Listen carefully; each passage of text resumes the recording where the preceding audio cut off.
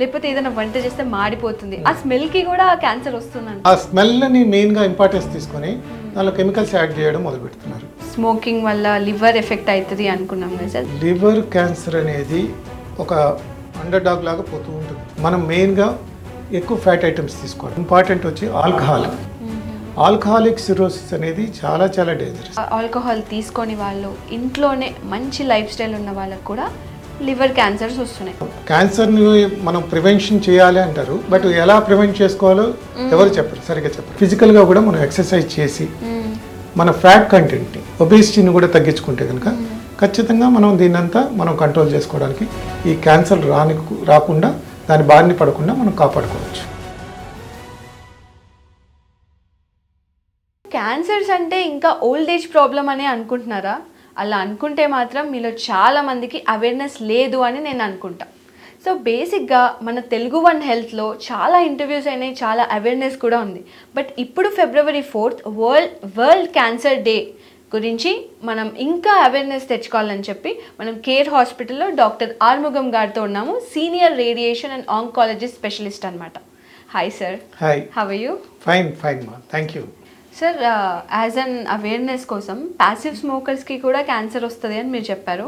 నాకు చిన్న డౌట్ వచ్చింది సార్. ఇప్పుడు నార్మల్గా మంచిగా ఇంట్లో పూజ చేస్తూ అగరబత్తులు పెడతాం, ధూప్ స్టిక్ పెడతాం, లేకపోతే ఏదైనా వంట చేస్తే మాడిపోతుంది, ఆ స్మెల్కి కూడా క్యాన్సర్ వస్తుందంటారా?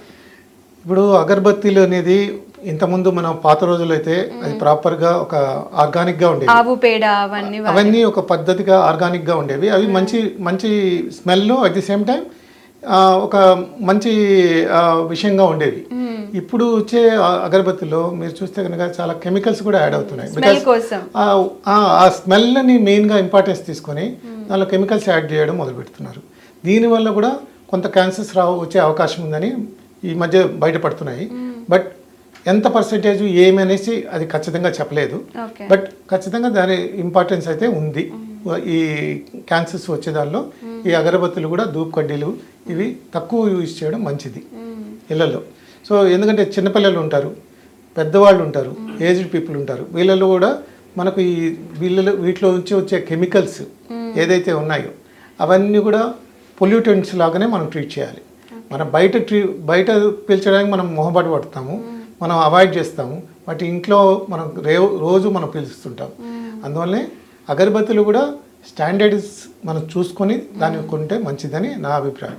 అంతే సార్. ఇప్పుడు స్మోకింగ్ వల్ల లివర్ ఎఫెక్ట్ అవుతుంది అనుకున్నాం కదా సార్. లివర్ అసలు ఏ కారణాల వల్ల ఎఫెక్ట్ అవ్వచ్చు? ఒకవేళ ఎఫెక్ట్ అయితే మనం తెలుసుకోవడానికి సిమ్టమ్స్ ఏంటి? ఎస్, లివర్ క్యాన్సర్ అనేది ఒక అండర్ డాగ్ లాగా పోతూ ఉంటుంది. అది మనకు అంత ఈజీగా బయటపడదు.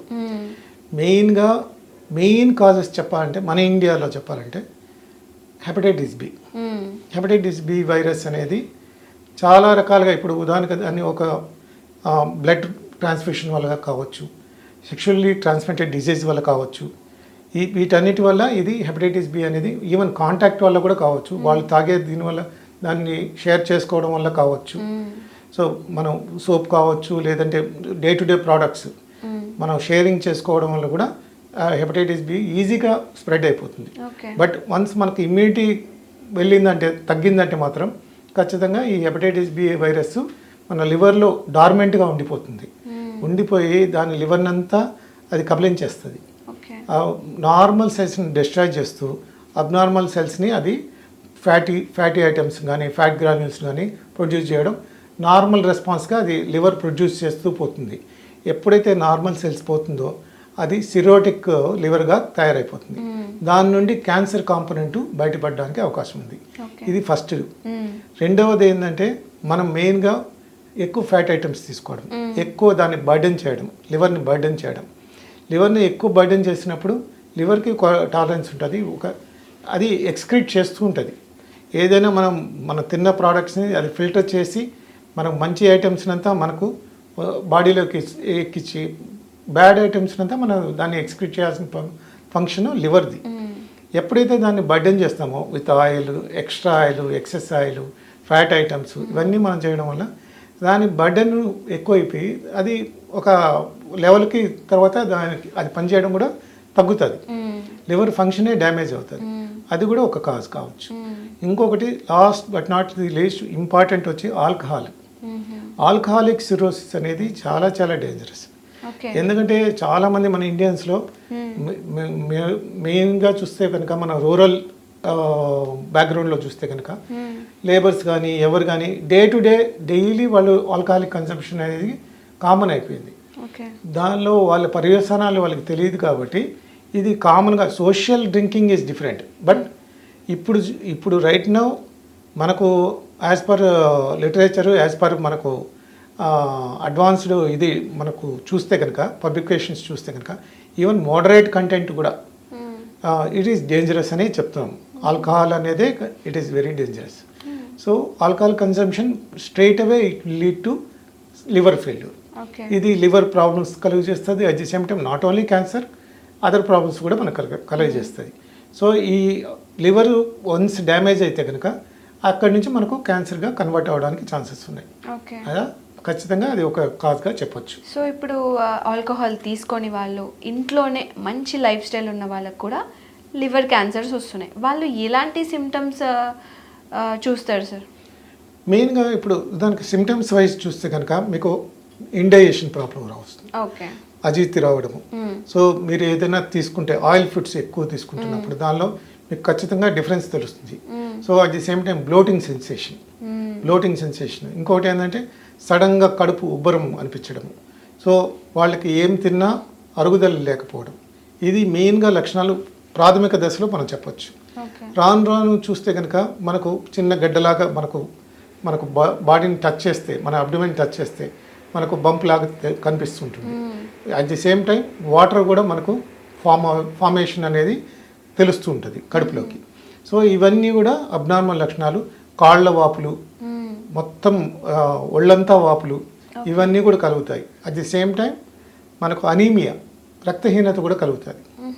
ఇవన్నీ కూడా ఆల్కహాలిక్ లివర్ సిండ్రోమ్ మనం చెప్పొచ్చు. అండ్ ఆల్సో నాన్ ఆల్కహాలిక్ కూడా సేమ్ ఇదే ఉంటాయి.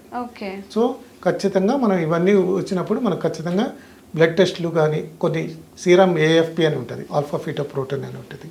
అట్ ది సేమ్ టైం మనకు లివర్ ఫంక్షన్ టెస్ట్లు మనం చేసుకోవడం వల్ల కానీ, బ్లడ్ టెస్ట్లు నార్మల్ రొటీన్ బ్లడ్ టెస్ట్లు, CT స్కాన్, అల్ట్రాసౌండ్ చేయించుకోవడం వల్ల మనకు ఎగ్జాక్ట్ కాజ్ ఏమి తెలుస్తుంది. దాన్ని బట్టి మనకు ఫర్దర్గా మనం ఇన్వెస్టిగేట్ చేసుకుని ట్రీట్మెంట్ చేసుకోవడానికి అవకాశం ఉంటుంది. ఓకే సార్, ఇప్పుడు ఆల్కహాల్ అయినా నాన్ ఆల్కహాల్ అయినా చాలా రకాలుగా క్యాన్సర్ వచ్చే అవకాశం ఉంది అని తెలుస్తుంది. సో ఒక పర్సన్ లైఫ్ స్టైల్ ఎలా ఉంటే ఈ క్యాన్సర్స్కి దూరంగా ఉండొచ్చు? ఇది మంచి క్వశ్చన్ మా. యాక్చువల్గా చాలామంది ఏంటంటే క్యాన్సర్ని మనం ప్రివెన్షన్ చేయాలి అంటారు, బట్ ఎలా ప్రివెంట్ చేసుకోవాలో ఎవరు చెప్పరు, సరిగ్గా చెప్పరు. ఇది మెయిన్గా మన డే టు డే లైఫ్లో minimum 3 to 4 litres water daily drinking. At the same time మంచి న్యూట్రిషియస్ ఫుడ్ అంటే కూడా మెయిన్గా వెజిటబుల్స్ మెయిన్గా గ్రీన్ లీవ్స్ అండ్ ఏదైనా కూడా మనం గ్రీన్ వెజిటబుల్స్ ఏదైనా తీసుకోవచ్చు. అలాంటివి తీసుకున్నప్పుడు మనకు ఫైబర్ కంటెంట్ పెరుగుతుంది. ఫైబర్ కంటెంట్ పెరిగి మనకు ఆ బ్యాడ్ ఐటమ్స్ ఎక్స్క్రిటివ్ చేసేవి అవన్నీ కూడా మనకు వెళ్ళిపోతుంటాయి. సో దానిలో మనకు ఈ కెమికల్స్ కానీ డేంజరస్ ఇది కానీ లివర్ని చేరకుండా మనకు కాపాడుతూ ఉంటుంది, లివర్ని ప్రొటెక్ట్ చేస్తూ ఉంటుంది. అట్ ది సేమ్ టైం ఇంకా ఈ మీరు చెప్పినట్లు ఆల్కహాల్ అనేది ఇట్స్ ఏ హ్యాబిట్, అది మనం అవాయిడ్ చేయాల్సిందే ఖచ్చితంగా. అట్ ది సేమ్ టైం ఫిజికల్గా కూడా మనం ఎక్సర్సైజ్ చేసి మన ఫ్యాట్ కంటెంట్ని, ఒబేసిటీని కూడా తగ్గించుకుంటే కనుక ఖచ్చితంగా మనం దీన్నంతా మనం కంట్రోల్ చేసుకోవడానికి, ఈ క్యాన్సర్ రాకుండా దాని బారిన పడకుండా మనం కాపాడుకోవచ్చు.